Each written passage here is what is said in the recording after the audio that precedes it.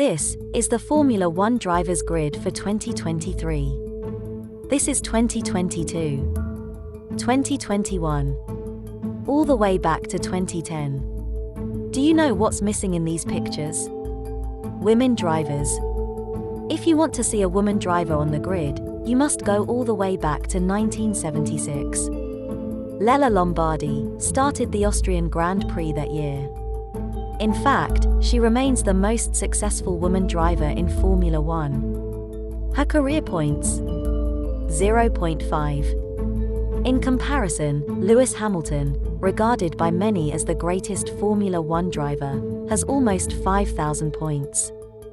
Sums up the problem. Women haven't featured on Formula One teams since 1992. And don't expect that to change soon. Formula One CEO says there won't be a woman driver in the next 5 years. So, what's holding them back? Rules? Racing teams? Or just good old patriarchy?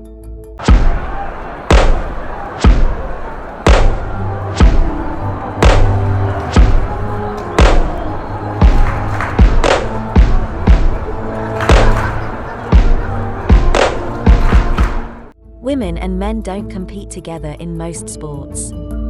But some disciplines are different. Like horse riding or snooker. Motorsports was supposed to be same. The rules of Formula One don't specify that only men can be drivers. So technically, women can compete. Also, physical strength doesn't determine how fast your car goes. It depends on factors like engine specs, aerodynamics, and a whole lot of science. That is not to say driving isn't physical. Formula One can be brutal on your body. See these sharp turns and bends?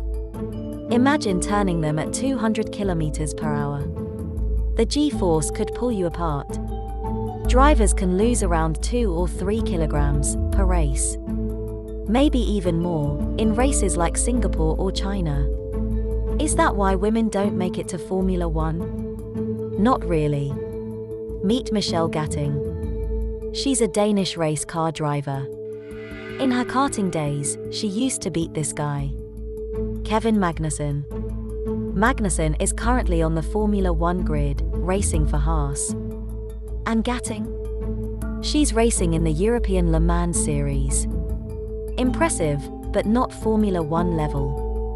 For any athlete to succeed, you need investments and opportunities.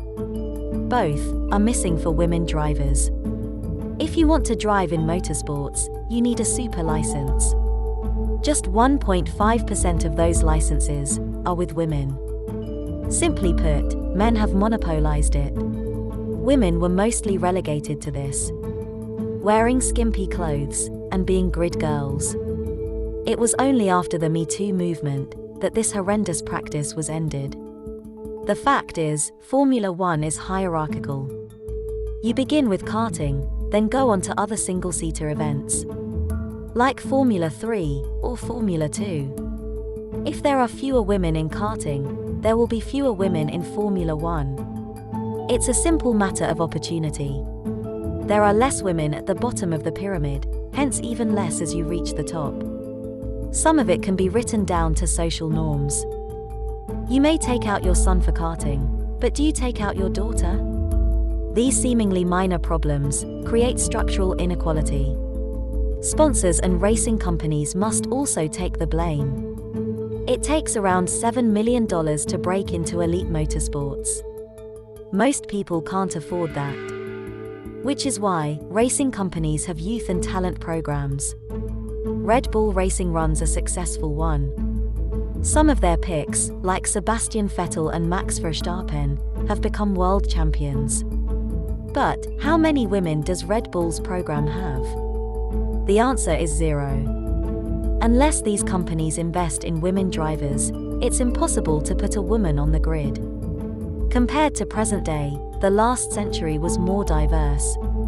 In total, 5 women have entered a Formula One Grand Prix. 2 of them have actually started a race. Maria Teresa de Filippis, from 1958 to 1959. and Lella Lombardi, from 1974 to 1976.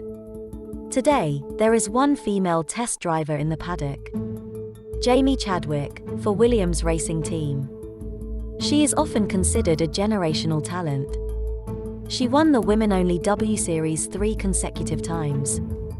She is hopeful of breaking into Formula One, but her chances look slim. What is Formula One doing to address this? This year, they announced something called Formula One Academy. It has 5 teams with a history in Formula 3 and 2. Each of those teams would enter 3 cars each. So the Formula Academy grid has 15 cars, all driven by women. Next year, the plans are more ambitious. All 10 Formula One teams have committed to picking one female driver. They will drive with the official team colors and livery. It's a brave move to bring more women into motorsport. But is it enough? Stronger grassroots is the key to putting more women on the grid. It must start at the local go-karting circuit.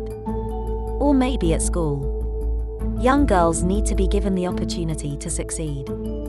They need resources and support. That is the formula to succeed. If you liked our video, make sure to like and subscribe.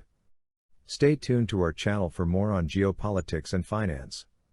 Thanks for watching.